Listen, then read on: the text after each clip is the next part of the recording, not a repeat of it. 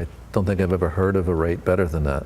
When Cindy and Paul Giacchino went to refinance their New Jersey home, they couldn't believe the interest rate they were offered. I let out a little scream. Yeah, there was a lot. I heard it from downstairs. The Giacchinos bought their house nearly 2 years ago with an interest-only loan at 6 3/8%. This week, they refinanced to a 30-year fixed mortgage at 4 1/4%. That's going to save us like $300 plus a month. $300 plus a month, that's a car payment.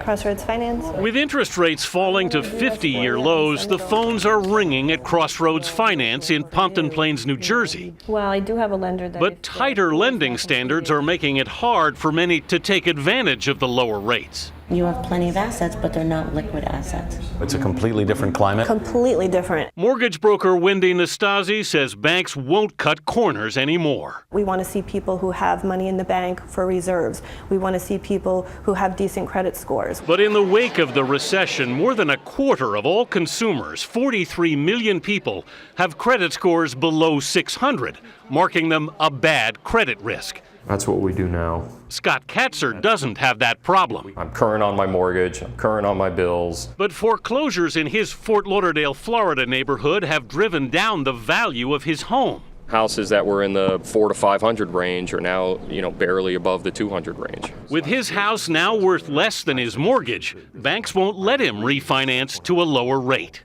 I'm being told the same thing. I cannot qualify based on the value of the property and its current location. So many of the people who need the relief the most can't get it, which is one reason why, even with these record low rates, applications for home loans are declining again.